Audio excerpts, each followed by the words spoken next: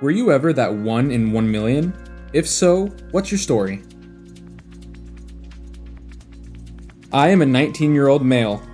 In August of last year, I was driving with my sister when suddenly her face turned cold. "Gavin, your eyes are yellow," I remember her saying. I quickly pulled down the passenger mirror, and to my horror, 2 yellow eyes radiated back at me. Fast forward, I spent a month being sick. The initial diagnosis was hepatitis A. Went back to the doctor, nothing was better. Things were worse, in fact. I was sent to the ER, then to the liver transplant unit at UCSF. By this point, my eyes had turned muddy orange, and my pee was the color of a mahogany tree. Anyways, the team of liver doctors at UCSF managed to save my liver. I was diagnosed with autoimmune hepatitis. Oh, and my eyes are white again.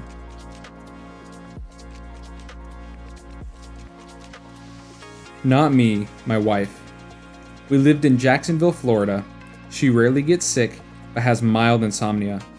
Around Wednesday, she had a low fever and complained of aches and sweat at night, and trouble sleeping. That weekend, she wanted to see the doctor. I told her she probably had the flu, just wasn't used to the aches, and she always has trouble sleeping, but if she was still feeling bad Sunday, we'd go to a clinic. Saturday night, she couldn't sleep, so we made an appointment for Sunday afternoon. But on our way there, sure enough, she's feeling better. Doctor checks her out, she's feeling fine now, no fever, and he says she probably had meningitis but is recovering. I'm due to go on a business trip to California the next day, Monday, and ask him if he thinks it's fine I go. He says, yeah, no problem. That evening, my wife is eating and laughing and it's all good. Monday morning, I leave early. That afternoon, my neighbor calls and lets me know my wife was wandering in the street in a delirium. My wife didn't know where she was, so the neighbor drove her to the ER. I book a flight home that night.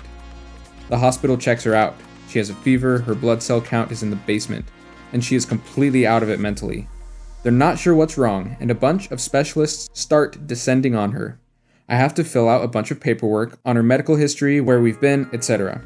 They think maybe it's some weird autoimmune disorder. Not good. She gets a bunch of transfusions and put on a cocktail of meds while they figure it out.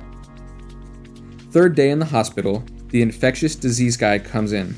Blood parasite. Maybe tick-borne. She's been in the Midwest recently. Could have caught it if she went walking in the woods or a park. Next day he comes in, figured out the parasite. Why didn't you tell me she left the country? Huh? She hasn't. Well, she has malaria. Malaria? I thought you couldn't get that in the US. You can't. You need to go home and bring me her passport. What the heck? I retrieve her passport. CDC comes, does a whole case study on her, which they wouldn't release to us. Mosquito traps set up around the neighborhood. Mysterious vans start driving by spewing clouds of stuff. My wife stays in the ICU for a week, but recovers just fine. If you look at the 2010 CDC infectious disease report, you'll see a discussion of malaria and how the XX number of cases all are related to people recently returned from endemic areas, except for one woman in Duval County, Florida, who received it from a cryptic vector.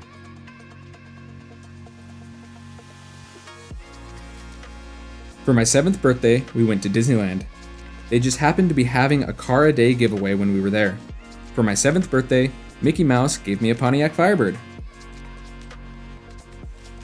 When I was 14 years old, I woke up one day with heavy stomach cramps.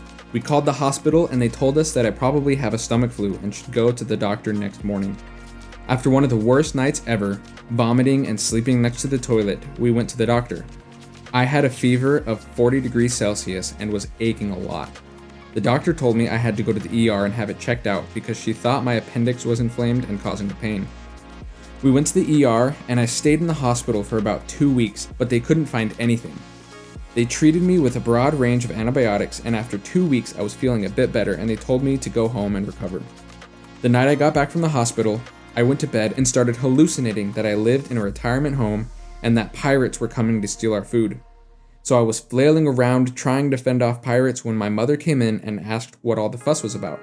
I told her what was going on and she looked at me like I had summoned a devil. She took my temperature and she instantly took me to the ER again. I had a 41 degrees Celsius fever. When we went back to the hospital, I got treated immediately for inflammation and they did a wide range of tests again. They saw that something in my body was inflamed, but they couldn't find it. I stayed in the hospital for about 2 more weeks when they finally found what was going on. My appendix was inflamed and burst the night I was having the hallucinations, but on all the scans, they couldn't see my appendix. The doctor told me that if I came in 2 days later, I would have died because of the pus flowing in my body. Apparently, there was a 1% chance of all the appendix cases that the appendix is so stretched out that they couldn't see it on the scans, or that the area was so inflamed that they didn't see it. So after staying on antibiotics for about 2 more weeks, they finally removed my appendix and all the pain was gone. I stayed in the hospital for over 4 weeks just because of my appendix and my bad luck on being that 1%. Not sure about the odds on this one, but I survived a non-survivable plane crash. I was on an old Po 2, famous for being very safe and uncrushable, on a tour of the desert in western China when I was like 7. My father's friend who hosted me and piloted the plane didn't survive, but somehow I got out with a concussion and apparently passed out for almost a day in the middle of the desert, in the wreckage of the crash, 50 kilometers from the town/airport on the edge of the desert. The people who found me were some tree planters. They plant greens in the desert to protect towns from sandstorm. A lot of people that live in these desert towns in China do this. Found me on their way picking up a shipment, and the only reason they looked was because they were making a bet on how fast the egg would cook in the sand and went off the road to test. I slept wrong one night and pinched a nerve in my neck so severely I lost the right side of my body. It just went silent, like it wasn't even there for months. I woke up in the worst pain I've ever experienced and couldn't talk, move, or do anything. The ER doctor thought I was having a stroke. My doctor had never seen a case as severe as mine, and it was purely a freak accident. Recovery took months, but I have use of my leg and hand again, with some numbness. Other than pain and spasms, I'm mostly back to normal. When I was a teenager, I had just started working at the local Sears Auto Center Express Lube Shop, and on day 1, did a quick orientation and my first oil change. The manager walked away when he felt I was good to go, and the oil change went well. Fast forward a few days later, my manager asked me to come into his office, and he explained that the oil filter I had used had one huge flaw.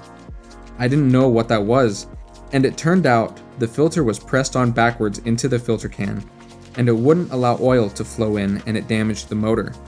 They had to purchase a new motor for the person, and I still kept my job.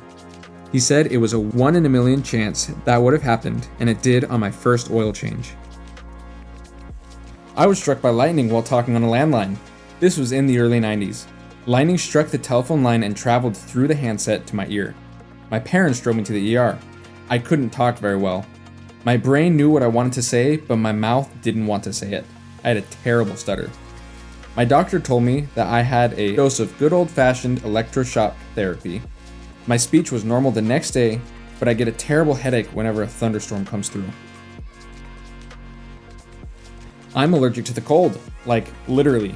I get intense hives, swelling, I pass out and throw up. Doesn't even have to be freezing. Below 45 degrees without a jacket, and I can't do it. I have to carry an EpiPen with me in the event that I drink something too cold or have a severe reaction. I once guessed a 6-digit random combination on the first try. It was the only try I planned to give, as a kind of scratch pad whatever moment. I had 8 wisdom teeth. The dentist had never seen anything like it and called the whole office in to marvel at my teeth. I own a LEGO minifigure called Mr. Gold. This particular minifig was to celebrate the 10th series of the LEGO figurine line. They are sort of like grab bags. You can feel for them, but you don't know what minifigure you're going to get. So because they were celebrating, they thought it was a good idea to only make 5,000 of these. Anyways, when I was younger, and even now, I was really good at knowing which figures they are simply by looking at the figure pieces and feeling out those pieces. I really liked the minifigures because I thought they were really cool and unique, so I really wanted Mr. Gold. And me and my mom hunted for a long time, but after a while I gave up. Then, one day, I was at the LEGO store and I felt the distinct diamond piece and freaked out. Finding this figure was a downright fantasy. I'm 18 now and still want to relive 12-year-old me's pure joy as he opened the packaging. Hey guys, hopefully you enjoyed the stories. If you did, feel free to like, comment, and subscribe for more daily shorts and weekly longer uploads. See ya!